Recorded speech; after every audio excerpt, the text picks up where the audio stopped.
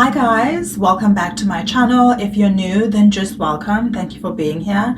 I'm so excited that I'm like slowly finding my community. On my Candace video, everyone was like so interactive, so engaged, and we had like some great conversations on there. I love chatting to you guys and I look forward to doing that some more. Today I wanted to talk about Annemarie from the Beverly Hills Housewives, who is, I'm not sure if she identifies as a conservative or I know that she's not Republican, but I'm not sure if she calls herself a conservative. But I wanted to talk about the fact that it seems like in America, you are allowed to be anything you want to be as long as it's not a black conservative. Women or even men who call themselves black conservatives are crucified, and they are called coons, they are called evil, awful, bigots, they're called all sorts of Uncle Toms, all sorts of names. And it's just like a weird experience for me, because why is there such a threat behind black people deciding to become conservative? Why do we not trust that black people who decide to become conservatives don't know what they're doing? It's always assumed that they're uneducated, they're stupid, they don't know their history, etc., etc. Why is that assumed? Because if you, for example, listen to Thomas Sowell, he is very educated. He was educated at an Ivy League school. He is an economist, and he speaks all the time about history. He's written books about the history of America, and he is very knowledgeable on that fact. But still, he is dismissed as an idiot because he has decided to support conservatism. He is like called Uncle Tom all the time, and he's like dismissed, and you cannot listen to him. He doesn't know what he's talking about, blah, blah, blah. And then women as well who decide to be conservatives are labeled evil. Candace is labeled evil, and Uncle Tom as well, and like she's an idiot. She pretends to be smart, but she's not really smart.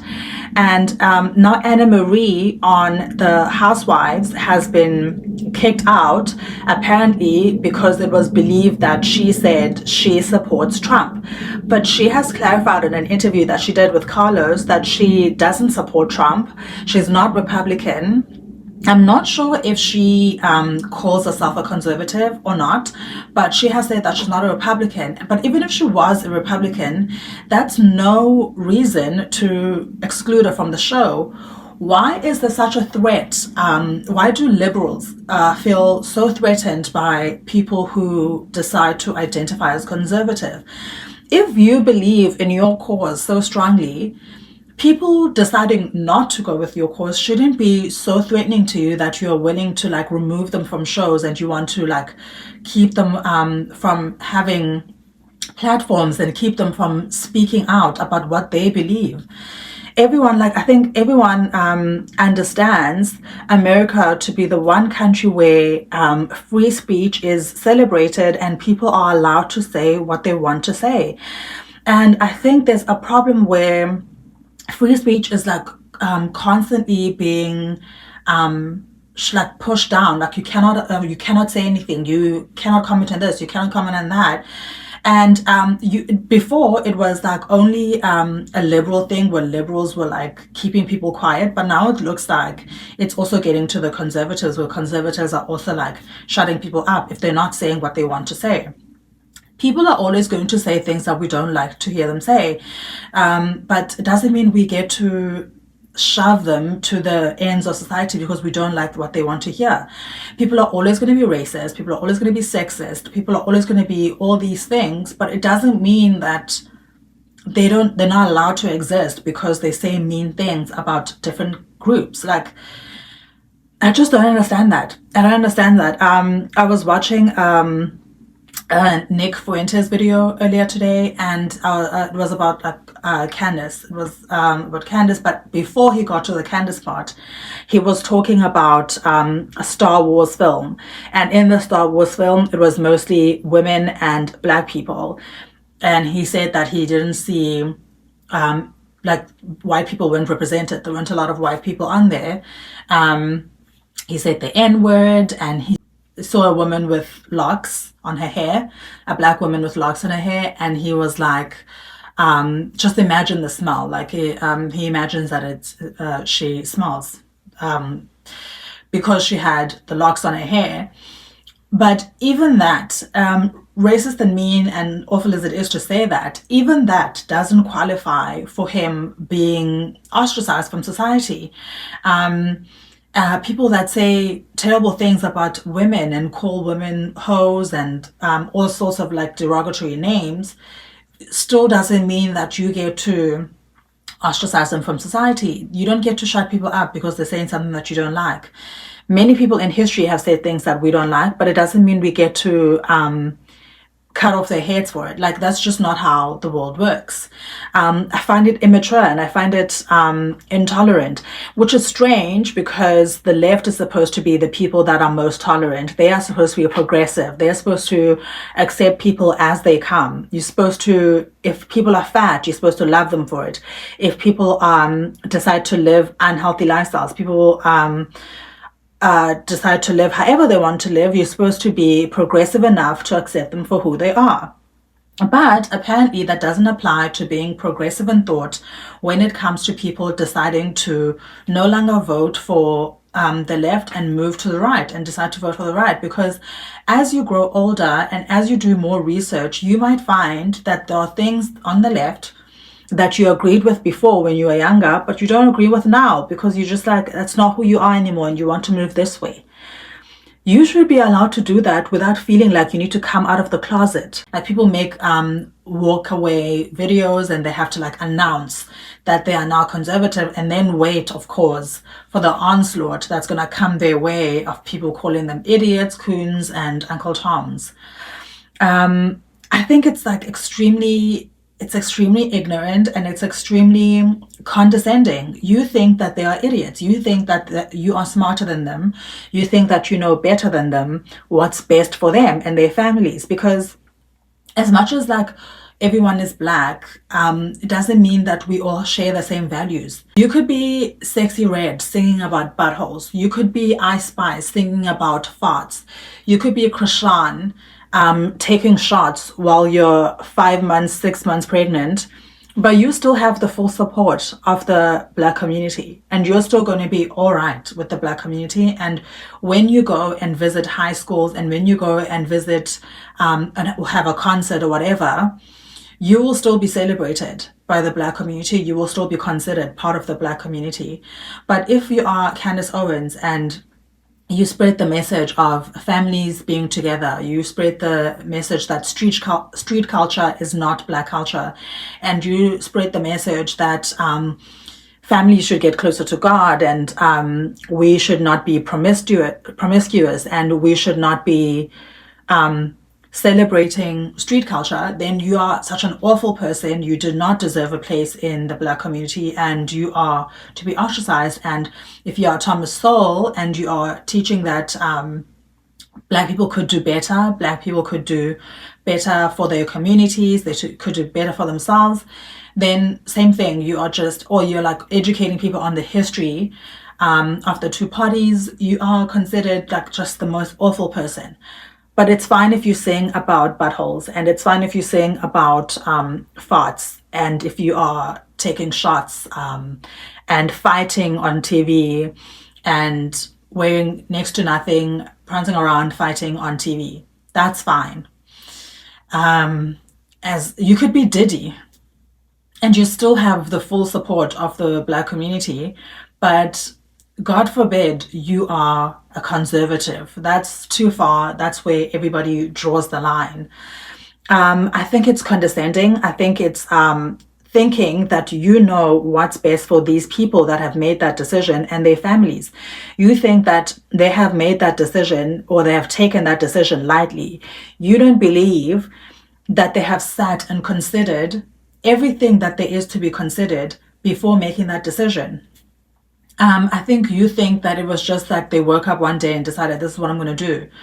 I don't like most people that have walked away from the Democratic Party and decided to become part of the Republican Party, haven't taken that decision lightly because of obviously the ramifications of making that decision.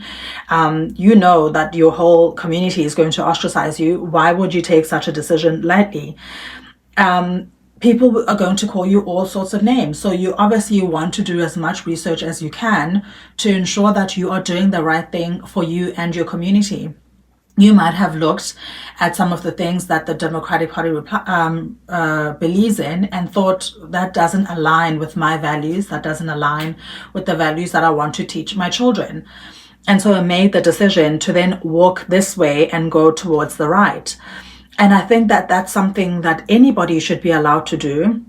Because again, it is a free country where free speech is celebrated, where freedom to do and be whatever you want to be is celebrated. But it seems like you are only celebrated if you do it this way. People can decide to be whatever they want to be, but as long as it's not this one thing. People can say whatever they want to say about whoever they want to say. They can celebrate whoever they want to celebrate, but they cannot celebrate Trump. They can do and be wherever they want to be as long as it's not for the opposite party. Otherwise, they have to be fired from their jobs. They have to be kicked out of society. They have to be ostracized. They cannot be part of the Black community. They cannot do this and that. And they have to be called names. And I don't think that's very progressive. I don't think that it's respectful to people and the decisions that they choose to make. People can choose to, like, there's from the left, from the liberals, there's this whole thing where conservatives are obviously like sex work is not great for society, but progressives say that these people are grown-ups, and if they want to be sex workers, they can be sex workers. Fine.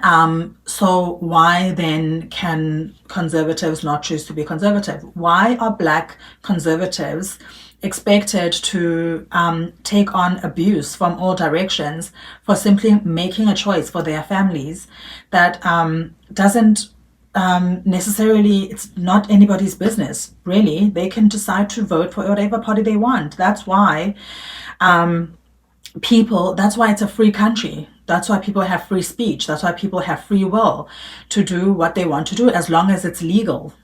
And it's certainly legal to vote for another party. There are criminals who do things that are not legal, actually, that have more support from the Black community than people who do not have any crimes under their belt, but have chosen to become conservatives. Those people who are criminals get more support from the Black community than people who are conservatives. Isn't that so strange to you? Like, isn't that such a weird thing?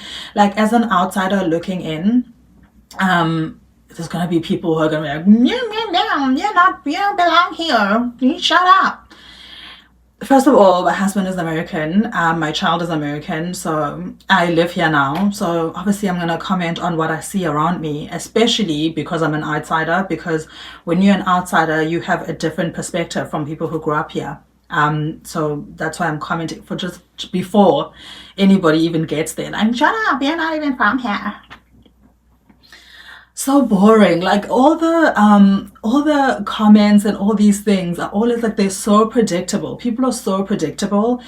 If you spend any amount of time on X, you already know what's going to be in the comments even before you open it. If you see anything, same thing with like DEI. As soon as like you see a DEI, you know that all the racists are coming to talk about DEI. As soon as you see something about fights, you already know what's coming. Like, if you spend any amount of time on X and you follow accounts that talk about politics or anything like that, you can almost already like assume or like guess what's going to be in the comments, depending on what the video is about or what the tweet is about. Anyway, I think we should all be more